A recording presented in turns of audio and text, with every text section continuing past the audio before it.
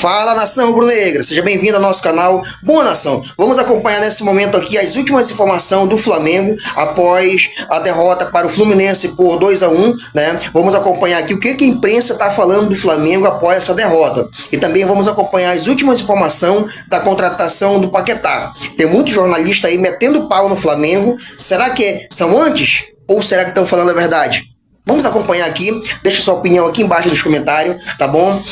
Vou deixar os créditos de imagem aqui embaixo também na descrição, a Sport TV e também a ESPN Brasil, tá bom? Enquanto isso, vamos ao vídeo. No começo vocês têm informado sobre a história do Paquetá. E parece até, ontem eu vi a entrevista do BAP, parece que o BAP leu essa notícia que está no nosso site, no espn.com.br. Sim, ele leu. Da nossa redação, do Daniel Bocato. Tá aqui, ó. Como a negociação por Paquetá faz o Flamengo, entre aspas, pisar no freio na busca por outros reforços. Parece que tudo que ele falou ontem... mas precisa? Eu acho que tá bom já, né? Mas parece que tudo que ele falou ontem, né, dos valores, de negociação, de intenção, tudo que ele falou na sexta-feira já estava no espn.com.br, hein, Hernan? Não, e assim, é um posicionamento de mercado do Flamengo que você, daqui a pouco, se a gente pegar um pouco da linha do tempo, do que o Flamengo está fazendo, do que o Palmeiras está fazendo, do que o Cruzeiro está fazendo agora, verdade. Daqui a pouco a gente vai ter o fair play financeiro que está se desenvolvendo. A CBF já deu um start. Daqui a pouco você vai ter novas regras. Daqui a pouco você vai ter limites. Então o Flamengo já tem um time base, já tem as contratações e depois você vai se adequando. O Palmeiras a mesma coisa, o Cruzeiro a mesma coisa. Você já tem um time muito forte, aí depois você vai pontuando essas contratações. Não sei se daqui a pouco você vai poder contratar um jogador de 40 milhões de euros, um jogador de 50 milhões de euros. Mesmo você tendo um orçamento equilibrado para isso. Mesmo você tendo um baita orçamento como o Flamengo tem. Que é a ideia do fair play. Não é um teto de gasto, mas você equilibrar suas contas... Porque você daqui a pouco vai ver. Porque daqui a pouco o Flamengo vai ter um novo Vini Júnior, um novo Paquetá, um novo Samuel Lee. Renier. Eu digo para vender. A grana vai entrar. Sim, entendeu? Com certeza. A grana vai entrar, vai ter um novo Henrique, um novo Estevão no Palmeiras. Lá no Cruzeiro, tomara que no Cruzeiro tenha um novo Estevão, um novo Vitor Roque, que a grana entre pro Cruzeiro. Cruzeiro organizado. Então, assim, a capacidade financeira das equipes, ela vai ter, porque são clubes organizados. Então, eu penso que é uma... Penso eu e também converso com muita gente de mercado que também tem essa linha de raciocínio, que é uma estratégia. Sim. E há algumas semanas a gente estava aqui quando o Bruno Andrade mandou pra gente, não foi, Bruno, no WhatsApp, assim, ó, atenção, me chama porque tem uma informação importante sobre o Paquetá. Sim. Foi ali que tudo começou, ou nesse quadradinho aqui, ó, né, onde tudo começou, hein, Bruno Andrade? E sabe o que foi mais engraçado? A gente já tinha essa dica 3, 4 dias antes, só que, evidentemente, com muita cautela, com muita calma, tentar confirmar, e felizmente para nós surgiu logo durante a live. Poderia ter sido mais cedo, teria sido melhor ainda, com certeza, mas felizmente a gente largou na frente da concorrência e conseguiu largar essa informação. Só 3 pitacos rápidos antes de, enfim, pormenorizar melhor essa negociação, que, ao que tudo indica, ou fecha hoje ou fecha amanhã. Significativos sobre essa questão, os valores envolvidos. Não confundir, né, isso para o público, evidentemente, teto com fair play financeiro. O fair play financeiro nada mais é do que um equilíbrio de entrada e saída de dinheiro. E o Flamengo tem se organizado para isso. Segundo ponto, o Flamengo gastando os 41 milhões de euros pelo Paquetá não vai inviabilizar os 30 milhões de euros, ou mais ou menos isso, que o Flamengo já guardou para contratar um atacante. Seja agora, mas possivelmente ou mais possivelmente no meio do ano, pós-temporada europeia, pós-Copa do Mundo. Aqueles 30 milhões de euros que iriam para o Caio Jorge não tem nada a ver com os 41 milhões de euros que vão para o Paquetá. Então é um Flamengo que vai forte por 2 grandes jogadores, no total gastando quase 70, 80 milhões de euros. E o terceiro ponto aqui, trazendo para a Europa, se a gente for olhar o ranking da FIFA hoje, o Brasil, se eu não me engano, é o 8º ou 9º colocado. Eu vou pegar a lista aqui. Primeiro lugar é Inglaterra, Itália, Espanha, Alemanha e França. todas essas ligas gastam 50, 60, 70, 80 milhões de euros por jogador, é quase que habitual. Se a gente pegar o sexto colocado no ranking e o sétimo, o sexto é a Holanda, Países Baixos, e Portugal é o sétimo. Nenhum deles, nem Holanda e nem Portugal, já contratou um jogador acima de 40 milhões de euros. Então o Brasil, através do Flamengo, passa a ser o sexto lugar ou sexto colocado em investimento no único jogador. Isso mostra muito a força do Brasil e, claro, a força do Flamengo. O Flamengo hoje vai pagar 41 milhões de euros por um jogador que Portugal, a maior venda, a maior compra, na verdade, acho que são 30 milhões de euros, ou 30 mais 3 por objetivos. A maior da Holanda foi 31 milhões de euros. Então, é um Brasil através do Flamengo primeiro. Depois a gente pode olhar, claro, para Cruzeiro, para Palmeiras, que também estão muito bem organizados financeiramente. Mas é uma força financeira dentro e fora de campo do Flamengo impressionante que repercute no futebol europeu, no futebol internacional. Antes de perguntar as atualizações, então, do Paquetá, vamos ler o chat, Felipe? Ah, você viu o comentário aí? Quando era o Felipe, pelo menos ele lia o chat. Jogou a pressão no menino. Jogou o Teus. E a Vanilda nunca mais vi aqui. Eu tô achando que o Teus é algum social media do Felipe. Deve ser. Pago pra ficar lá elogiando. Se eu tivesse dinheiro, eu pagava. Não tenho. Isso é de graça mesmo. É que ele é meu fã, né? O Teus. Grande abraço pra ele. Equipes na temporada de 2026 e um clássico que já começou com um grande problema que foi causado pela chuva. O jogo atrasou, gente, 44 minutos. Depois de rolar a bola ali por 10 minutos, ele ficou parado por 44 minutos e aí a gente teve que esperar um pouco a água parar, né, de cair tão fortemente aqui no Rio de Janeiro e o campo dar uma melhorada nas poças. A gente viu até a galera ajudando com o rodo e tudo mais para resolver esse problema. Mas foi um jogo, além de ficar marcado por essa paralisação, que quando voltou ainda teve esse impacto da chuva, né? Um campo ainda pesado, deslizando bastante, escorregadio para os jogadores e a partida voltou truncada. No segundo tempo acho que destravou e aí os gols saíram, a gente teve a vitória do Fluminense por 2-1. Como é que vocês avaliaram esse teste para os dois lados, para as duas equipes, num grande clássico como o Fla-Flu? Se bem que, assim, primeira coisa, assim, sobre o jogo, é notável, assim, como o Fluminense tem enfrentado bem esse Flamengo, que muitos times têm dificuldade de jogar, naturalmente, um investimento altíssimo e um time forte que ganhou os principais títulos do ano passado. Sobre o jogo, assim, para mim, os 10 minutos antes da paralisação,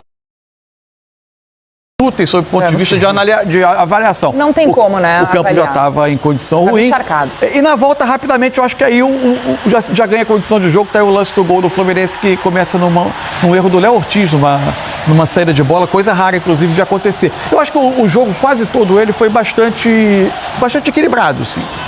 Os times alternaram, primeiro tempo especialmente, os times alternaram momentos de domínio. O Flamengo começa um pouco melhor, acho que o Fluminense até termina com mais presença ofensiva, mas não era um jogo tão criativo assim dos dois lados na primeira etapa. O que a gente via era como, mais uma vez, o Fluminense conseguia tornar desconfortável o início da construção do Flamengo, e hoje com um trio de meio mais forte, com o Bernal, com o Nonato e com o Lima, travando muito a saída do jogo do Flamengo. O Flamengo também com dificuldade com essa dupla, Everton Araújo e Alan, ele perde um pouco desse início de construção com qualidade. Então o Fluminense deixava o Flamengo com bola um pouco mais desconfortável, e a partir daí tinha um caminho que ele sabia que era o que ele queria explorar quando recuperasse a bola, principalmente inversão para os jogadores de velocidade correrem. Quando sai o erro do Léo Ortiz, rapidamente o Serna é acionado, faz 1-0, aí o Flamengo vive o seu pior momento no jogo e o Fluminense o seu melhor, de maior domínio. O Flamengo demora a voltar para o jogo, se descontrola um pouco. Acho que volta na entrada do Cebolinha. E volta na entrada, que tecnicamente entrou muito bem, né? Entrou muito bem no jogo, jogador muito agressivo, tá pedindo passagem, né? Tá pedindo passagem para ser titular, é um jogador que ele tem finalização, ele tem gol, ele é um cara que consegue quebrar a linha com drible, quebrar talvez uma situação de um time mais defensivo numa finalização, num chute. É um Flamengo que sofreu bastante com o Fluminense nessa questão do meio campo, na saída de bola. Fluminense foi muito inteligente, gostei muito do jogo do John Kennedy, não só pelo gol, mas sim da participação dele. E o Fluminense precisa muito que ele vá bem, né? Precisa desse atacante, precisa dele. Ele já mostrou... É o melhor, tecnicamente é o melhor que pode. Mostrou que tem condições, mas é preciso ter constância nisso, né? Então foi importante o jogo dele hoje. Um belo gol do Serna ali, uma tabelinha do John Kennedy, que acabou o Serna saindo lá e atacando o espaço. O André, eu também gostei do André, apesar dos 2 gols que ele tomou, me pareceu seguro. Logicamente, no início do jogo, não tem como a gente analisar os primeiros 10 minutos por conta da chuva, mas foi um Flamengo que sofreu bastante, né? O Fluminense competiu. Para você jogar contra esse Flamengo, tem que fazer o que o Fluminense fez hoje, competir, ser intenso e nas oportunidades que tiver, botar a bola dentro do gol. E é como a gente vê nos últimos tempos, né? Nos últimos anos, o Fluminense tem muita... não sei o que acontece, Fla-Flu, o Fluminense tem ganhado, tem prejudicado o Flamengo em alguns momentos. No ano passado, se a gente for ver no Brasileiro, o Fluminense ganhou também, foi bem no jogo, muito por conta disso, intensidade e competitividade. Para jogar contra esse Flamengo de agora, você tem que ser competitivo, organizado e intenso. O clássico traz essa atmosfera diferente, toda a imprevisibilidade, né, de uma grande disputa. É isso que eu ia dizer especificamente sobre o John Kennedy, que eu acho que é um personagem importante. Assim, é um jogador que costuma fazer gols em Fla-Flus.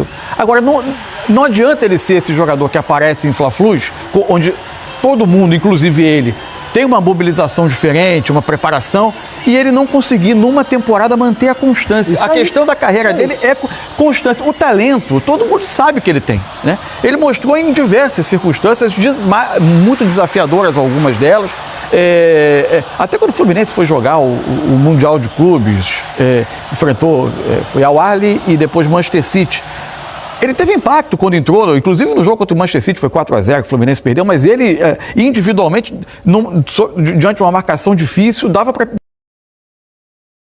ali. A questão, a chave da carreira dele é constância. Ele precisa ter constância a ponto de convencer treinadores de que o talento dele o torna a melhor escolha no momento para ser o camisa 9 do Fluminense. Mas por que será que oscila tanto esse John Kennedy? Porque assim, no ano passado, na última temporada, quando ele teve a oportunidade, em meio àquele jejum de gols do Everaldo e depois quando ele era opção e não o Cano, ele não demonstrava ser esse cara definidor no time. Agora, nessa temporada, ele já em 2 jogos consegue marcar, ele já parece que começa a virar um pouco essa chave. Talvez seja uma oportunidade em 2026, com novas chances, com o Zubeldia, dele mostrar ainda mais do seu talento. Mas é que o fato é que o Fluminense mais precisa é desse jogador decisivo. E talento para isso o Kennedy parece ter. Ele tem que ir em busca dessa maturidade. É preciso virar a chave do menino, do jovem, a jovem promessa, para ser a realidade.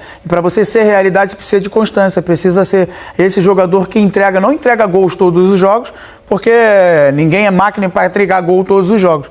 Mas é importante que ele entregue essa atuação. Isso. Eu estou falando da atuação dele, estou falando só do gol. Sim. Porque ele é mais do que finalizador. Participar do jogo. Ele é um cara que consegue participar, consegue dialogar. Se você vê o primeiro gol que o Fluminense faz, ele consegue sair de uma tabela e aí consegue botar o companheiro para assistir o Serna. Então é isso que ele precisa. É um jogador importante para o Fluminense, mas ele precisa achar essa maturidade. Precisa chegar mais perto, o mais rápido possível. O Campeonato Carioca, ele é importante para isso também.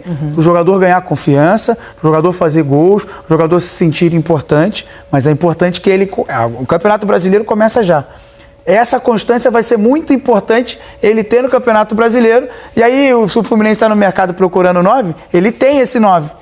Que é o John Kennedy. E quando a gente fala em definidor, também é, claro, para além dos gols, como muito bem disse o Felipe Bastos, esse cara que consegue dar assistências, que consegue taticamente contribuir ali com a sua equipe. E o John Kennedy, nessa partida contra o Flamengo, conseguiu fazer isso e muito bem. Vamos ouvir, minha gente, a avaliação dos técnicos, dos comandantes, né, das duas equipes. O Maxi Cubeiras, que ainda está substituindo o Zubeldia, que volta agora no Campeonato Brasileiro, na partida contra o Grêmio, mas na área técnica, então, Cubeiras, que falou depois do jogo, assim como o Felipe Luiz. Roda aí. Me gustaría hablar de todo el time, que gracias a Dios hizo un buen juego, donde pudimos ganarlo por sobre todas las cosas y darle una alegría también a la gente, a nosotros mismos. Después, con respecto a Santi, queríamos prepararlo y verlo más en partidos. Y bueno, como hablamos siempre, son oportunidades que se van presentando, que cada uno las tiene que siempre aprovechar. Para eso hay que entrenar, seguir creciendo individualmente y colectivamente. Y bueno, gracias a Dios hoy ingresó, hizo un buen juego, un buen partido y aportou lo suyo para o equipo. E um jogo equilibrado, um jogo igualado, onde tivemos chance para começar a abrir o placar, eles também, e acabaram abrindo o placar. A partir daí ganharam muita confiança, conseguiram fazer o segundo gol de escanteio, mas, como eu falei, um jogo equilibrado, que foi resolvido nos mínimos detalhes, que precisamos treinar, talvez por falta de treino. O treinador e dos clubes brasileiros é encaixar tudo o que você quer no meio do calendário que é totalmente recheado de jogos, na qual é um privilégio poder jogar Libertadores, poder jogar finais da Supercopa. Para jogar a final da Supercopa você tem que ganhar um título, para poder jogar a Recopa, para jogar a Recopa você tem que ganhar ou a Libertadores ou a Sul-Americana. Portanto, é um privilégio ter esse calendário recheado. E o que vai determinar muito é a força do elenco, do grupo, né? Então, eu acredito que todos os times, todos os clubes vão passar por dificuldade nessa maratona de jogos. E nós temos que estar preparados porque estamos com um elenco muito forte. No momento que estamos, a prioridade é o próximo jogo. Vamos começar o Brasileiro, a prioridade é vencer o jogo do Brasileiro, um título lindo que é o da Supercopa. O planejamento agora é deixar os jogadores na melhor forma física e competir da melhor forma também para poder lutar por tudo, que é o que queremos. O Felipe Luiz quer lutar por tudo, mas apesar de dizer que a prioridade é o próximo jogo e já a estreia no Campeonato Brasileiro, ele vai ter que olhar aí muito para a tabela de classificação do Carioca. Ó, só para mostrar para vocês, o Fluminense está lá em primeiro do Grupo A com 9 pontos, com a classificação muito bem encaminhada aí para a próxima fase da competição. Agora o Flamengo está ali em quinto no Grupo B com 4 pontos e pode ainda perder uma posição porque o Maricá joga na terça-feira. Então, ele ainda pode ir para a lanterna do seu grupo. Eu quero saber de vocês, com todo esse planejamento do Flamengo, que começou com o Sub-20, aí trouxe seu elenco principal, enfrentou 2 clássicos, conseguiu uma vitória em um, mas perdeu o segundo, se ele ainda segue sendo uma questão agora no campeonato estadual, justamente para tentar escapar desse quadrangular, porque o Flamengo ele não depende mais de si. Então, acho que vai ter que seguir contando com a sua força máxima. Assim, até o Flamengo voltar ao Campeonato Carioca, porque hoje foi jogada, a gente viu ser jogada hoje a 4ª rodada. A 5ª rodada é o jogo que o Flamengo antecipou, porque coincide com o jogo da Supercopa do Brasil contra o Corinthians no fim de semana. Então o Flamengo só volta a jogar na última rodada da fase de grupos. Até lá, os times que estão competindo com o Flamengo, que a gente tem aqui na tabela, os times do Grupo B, terão jogado 1 ou 2 vezes a mais. E isso já pode ter resolvido a situação do Flamengo. A realidade desse momento é muito pouco provável que o Flamengo escape do quadrangular do rebaixamento. Por quê? O máximo que o Flamengo pode fazer nesse momento são 7 pontos. Tá? Com 7 pontos ele não supera mais o Botafogo. Para não ir ao quadrangular do rebaixamento, qualquer time precisa superar 2 adversários, né? Você tem que ficar à frente de 2 times. O Flamengo tem que ficar à frente de 2 times dentre Maricá, Nova Iguaçu, Boa Vista e Madureira. Para isso, o Madureira não pode fazer mais do que 1 ponto, e ele tem 3 jogos para fazer. O Boa Vista não pode fazer mais do que 1 ponto, e ele tem 2 jogos para fazer. E o Boa Vista talvez seja um dos mais acessíveis, porque ele joga 2 vezes fora contra Sampaio Corrêa e Bangu. O Madureira recebe a Portuguesa, aí joga contra o Vasco e sai para jogar com Volta Redonda. Não é tão simples, mas ele é favorito, por exemplo, ele pode ganhar a Portuguesa em casa. E aí a Portuguesa está em último. E a Portuguesa está em último, e aí o Flamengo já não alcança também o Madureira. O Nova Iguaçu não poderia fazer mais do que 3 pontos, só que o Nova Iguaçu tem 3 jogos para fazer. E ele recebe Volta Redonda, recebe Bangu e depois sai contra a Portuguesa. Também é muito possível que o Nova Iguaçu alcance uma pontuação que o Flamengo não alcança. E o Maricá vai jogar amanhã em casa com o Sampaio Corrêa, podendo ultrapassar o Flamengo, tendo boa possibilidade de ultrapassar o Flamengo, indo a 6, e aí tendo mais 2 jogos, poderia fazer mais do que 1 ponto. Então, isso tudo para o Flamengo depois resolver no critério de desempate, em que o Flamengo vai chegar no máximo a 2 vitórias e tem menos 4 gols de saldo. Difícil, hein? O Flamengo tem nesse momento o pior saldo do grupo.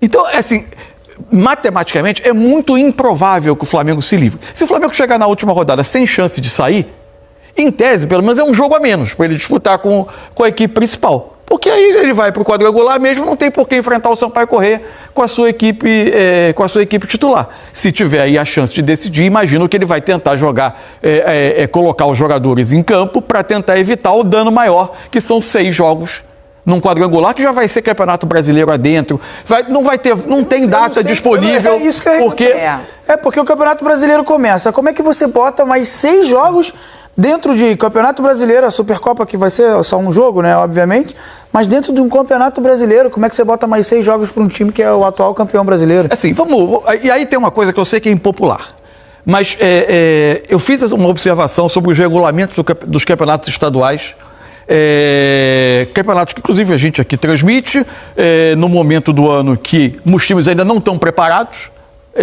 mas enfim, a gente acompanha os jogos, analisa, mostra ao público, mas a gente tem algumas ponderações a fazer e elas precisam ser feitas. O calendário do Brasil avançou. Tem menos jogos para os grandes, com a redução dos estaduais, mais jogos para os pequenos, com aumento de Série C, aumento gradativo de Série C, Série D, aumento de Copa do Brasil, enfim. Até aí avançamos, mas ainda existe uma estrutura política que não derrotamos totalmente. E ela faz com que ainda haja jogos de estadual e que eles começam muito cedo. Quando a CBF formata dessa forma, ela está concebendo e admitindo que esses jogos serão disputados, o início dos estaduais, ainda numa pré-temporada. Então não tem cabimento que os regulamentos dos estaduais coloquem clubes que terminaram alguns a temporada dezembro adentro. Em uma situação 17, Vasco 21. Que em 3, 4 jogos você está confrontado com o rebaixamento. Ou como é o Campeonato Paulista, que você tenha 8 jogos, dos quais 3 são clássicos. Você confronta, é quase como se você estivesse pegando o grande e fala assim, ó, eu sei que você não está pronto para competir, mas eu vou te sequestrar através do meu regulamento. Vai asfixiando. Porque ou você joga ou eu te provoco um dano maior. Essa é a grande questão. Ou os clubes negligenciaram esse fato na discussão dos regulamentos, ou entenderam que era muito remota a chance de passar por uma situação dessa e não dimensionaram corretamente o risco, ou, de fato, as federações conseguiram contrapor a mudança do calendário com o regulamento que, sem que os clubes percebessem, vai os obrigando a alterar plano, a apressar processos e jogar rapidamente o campeonato. Esse é o meu ponto. Os regulamentos dos estaduais, alguns deles, na forma como estão colocados, não casam com um calendário que teve um avanço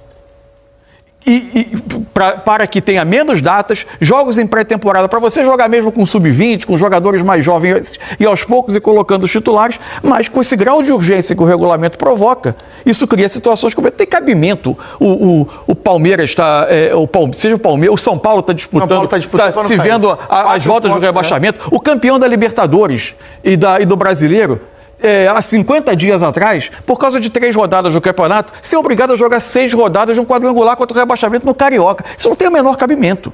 Entendeu? Ainda que em São Paulo, você precisa fazer mais coisa errada para cair no rebaixamento, porque só cai em 2 de 16 com 8 rodadas. Mas ainda assim, tem uma armadilha ali com a questão dos clássicos. 8 rodadas, mas são 3 clássicos. São 3 clássicos. Do Rio, são 2 clássicos, 6 rodadas só, com as quartas, 4 times envolvidos no quadrangular. Isso não tem cabimento. Muito bem, minha gente. Passamos aqui por Fla-Flu, né? Que foi esse clássico com a vitória do Fluminense. 2 gols do Flu, um do Serna e um do John Kennedy. E um gol do Flamengo com o Cebolinha. E toda essa situação complicadíssima dos rubro-negros na tabela de classificação. A estreia do Fluminense no Brasileirão é contra o Grêmio na quarta, 7h30 da noite. E o Flamengo estreia fora de casa no Morumbis contra o São Paulo na mesma quarta-feira, a partir das 9h30 da noite. Bora falar um pouquinho de outro clássico.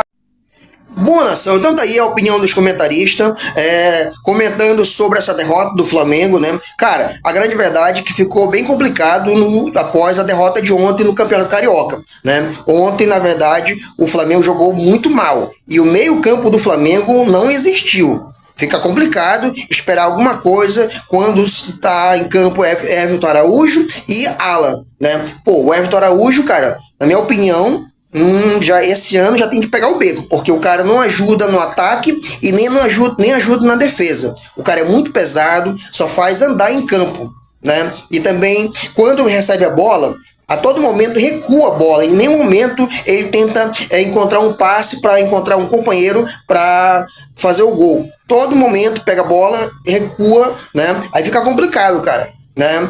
A outra situação do Alan. O Alan tá complicado demais, porque erra passe constantemente, não ajuda na marcação, né? Não aparece para receber a bola. Fica complicado demais quando tá esses dois jogadores no campo. Então ontem o meio campo do Flamengo não existiu. Tanto é que a bola não chegou no ataque, no Pedro, né? E vamos aguardar aí os próximos capítulos. Na minha opinião, a diretoria fez certo de colocar o Sub-20, né, para jogar os primeiros jogos. A questão é que ninguém esperava que o Sub-20 fosse perder esses jogos, né?